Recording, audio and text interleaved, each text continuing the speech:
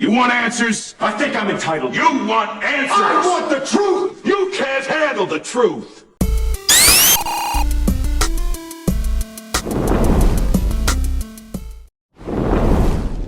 Oh, baby, this just keeps getting juicier. How y'all doing today, guys and girls? It's Krimson KB, the one and only baby. I hope your Tuesday is terrific, and I hope you FF14 players are enjoying Patch Day. I'll be streaming that later tonight, so do join me for the live stream later. And before we get going today, I'd like to invite you to click the like button, subscribe if you haven't already, and click the notification bell so you can know when that good shit drops, Batsy. And if you make it to the end of the video, which you totally should, check out my other commentary about the Bayonetta 3 situation, and even check out the return of the podcast that I started a while back along with my good buddy Khan, where we discuss the backlash, if you can call it that, of the attempted boycott, I should say, for Bayonetta 3. But with that being said, let's get into the details, baby.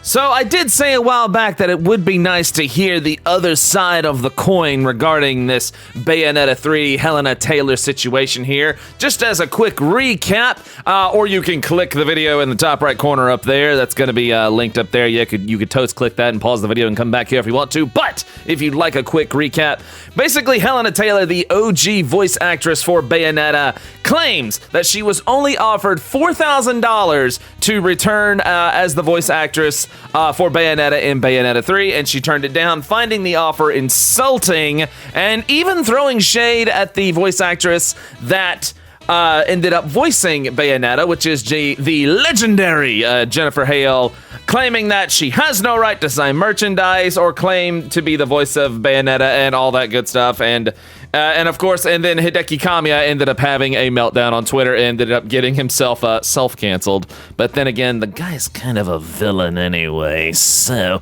it has set the internet ablaze, even called for a boycott for the game, and that divided the fan base even more. But now a report has come out stating that not is all as it seems, which many suspected because there was some there was quite the plot hole that was apparent in all of this. According to Bloomberg.com, and again, take this with a grain of salt, because there's still developments happening here. They state, a pay dispute between the creator of a critically acclaimed video game series and its star actor reignited a long-simmering debate over wages in the industry, which, let's be honest, voice actors and actresses are severely underpaid in the video game industry and in Hollywood and all of that. The details surrounding negotiations and casting for the upcoming game Bayonetta 3 are more complicated than what has been portrayed publicly. In the case of Bayonetta 3, the developer appeared to be determined to rehire Taylor, according to two people familiar with negotiations, as well as documentation reviewed by Bloomberg.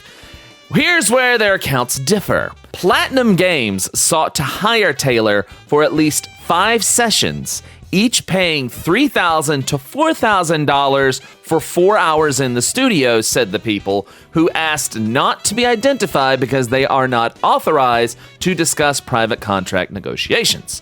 That would make the total for the game at least $15,000. In response, they said Taylor asked for a 6-figure sum as well as residuals on the game. Platinum declined and, following lengthy negotiations, took auditions for a new actor. Platinum later offered Taylor a cameo in the game for the fee of 1 session, which she turned down, the people said. In an email, Taylor described this account as an absolute lie and said Platinum was trying to save their ass and the game. She said she stood by everything she said in the video. I would like to put this whole bloody franchise behind me, quite frankly. Get on with my life in the theater, she wrote. Representatives for Platinum Games and Nintendo did not respond to requests for comment.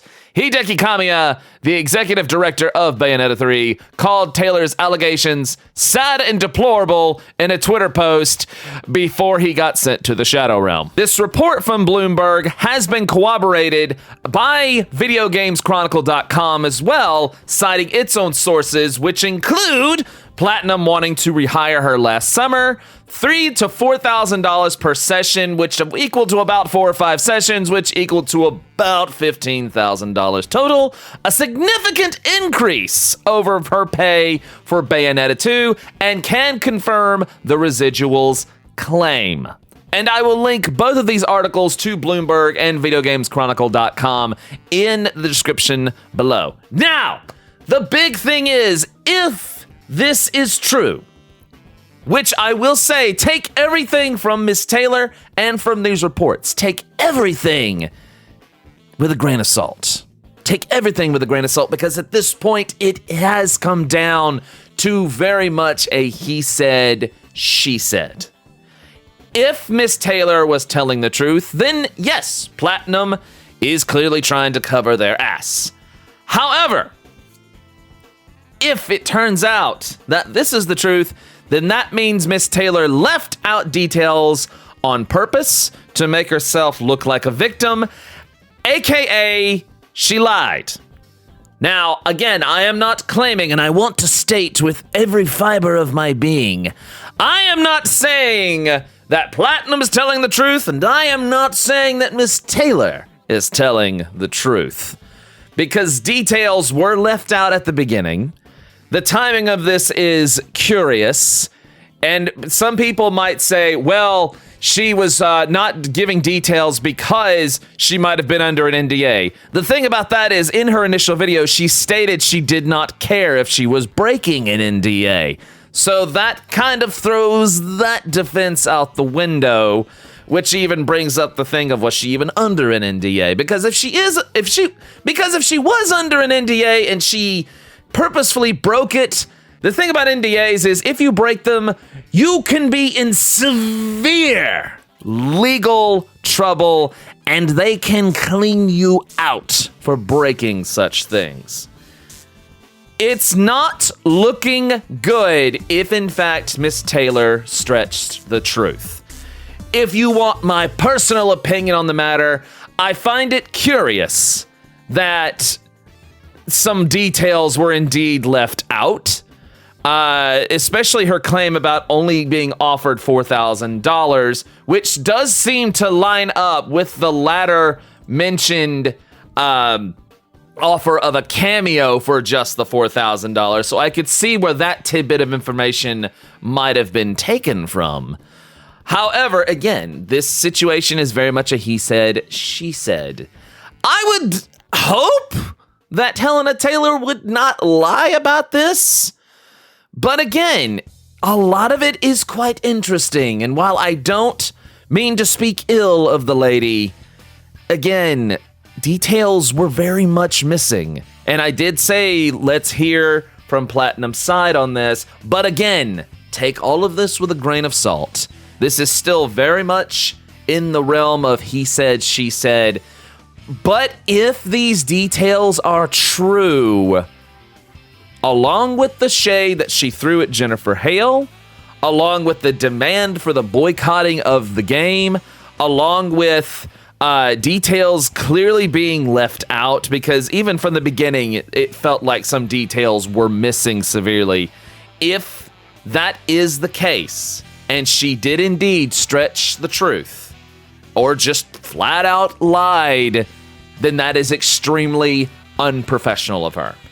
If Platinum is indeed just trying to save their ass, then that is extremely unprofessional of them. But I think we can all agree on one thing at the end of all of this as this story continues to develop. It shows again, boycotts in most cases do not work because pre-orders for the game are up. And Hideki Kamiya is an ass clown.